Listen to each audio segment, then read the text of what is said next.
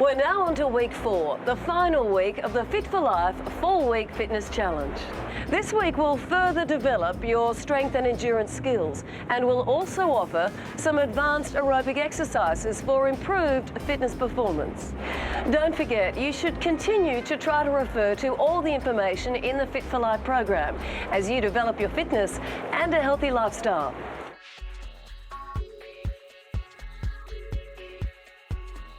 It's now week 4 of our 4-week training program, the final week, and by now you should have gathered together many of the essential exercises and techniques to get fit and stay fit. And if you're planning on running in the Sun Herald City to Surf at the end of this week, all of the hard work will pay off. So far we've taken you through the fundamentals of exercise warm-up and stretching techniques, strength and endurance exercises, core stability exercises and interval training methods for cardio fitness. And in week 4, we want you to put them all into practice with the following training program. Day 1, the beach activity cross training. Day 2, full body strength and endurance program. Day 3, rest day. Day 4, interval training. Day 5, another rest day. Day 6, core stability.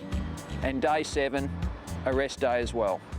If you're planning to run the City to Surf, day 7 is race day, so take it easy for 2 days before the race. On day 1, we've asked you to work on your cardio fitness, but for some variety, we want you to head to the beach. You can start with a 5-minute warm-up by walking on the sand and then extend this to jogging. This helps raise the heart rate even more than jogging on an even surface.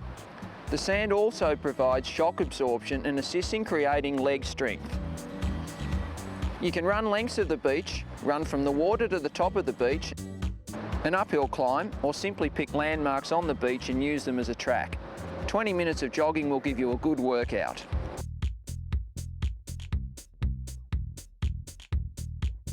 You can also try to integrate beach shuttles.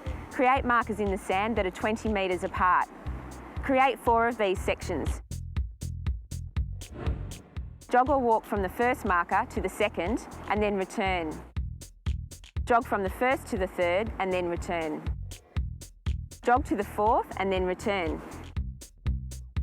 To make it harder, you can touch the ground at the marker before you return. You can use this drill in several ways. Perhaps do it with a buddy for a bit of competition. But if you can't get to the beach, we suggest you jump on a bike.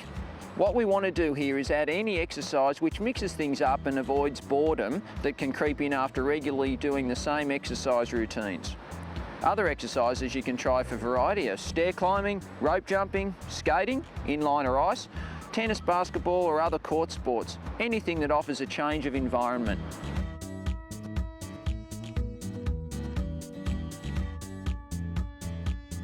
On day 2 of this week's program, we want to combine the elements of the lower body workout you learnt in week 1 and the upper body workout we took you through in week 2. We suggest you focus on squats, lunges, push-ups and 2 ways. Day 3 is a rest day. On day 4, you should again work on your cardio with interval training. You should understand the idea of interval training by now and should find it enjoyable, alternating the intervals that you work between with high and low intensity. You can make an interval session of your own or try one provided in week 1. Try to build up your interval session where the rest gets shorter and work gets longer during the session. Day 5 is a rest day. On day 6, we want you to work on your core stability that we showed you in week 2. Day 7 is also a rest day. For those of you running the City to Surf, day 7 is race day, so don't forget to rest on day 5 and 6. We want you to go for it this week and enjoy the challenge. For those of you running the Sun Herald City to Surf, don't forget to get up early and give yourself plenty of time before the race starts. Make sure you have a light breakfast at least a couple of hours prior to the race and keep well hydrated.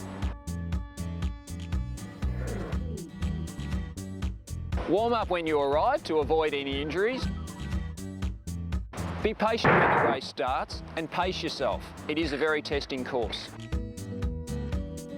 Stay hydrated by taking on fluid throughout the course. Moneghetti, you're a legend, mate. Absolutely unbelievable. You've achieved so much in your career. Here he is back here, still flying the flag. Steve Moneghetti, he's a great mate of mine, and I look forward to having a quiet drink with him down at Bondi and having a chat about the race. And to all of you, good luck.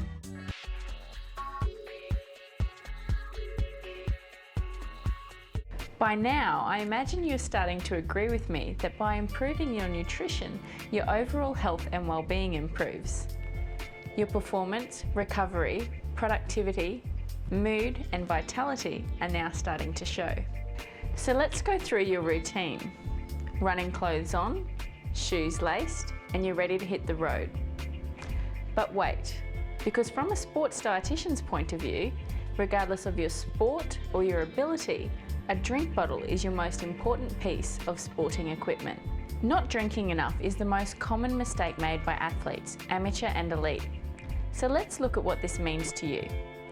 Not drinking enough fluid can result in fatigue, reduced performance, cramping, reduced mental awareness, and reduced ability to cope with the heat.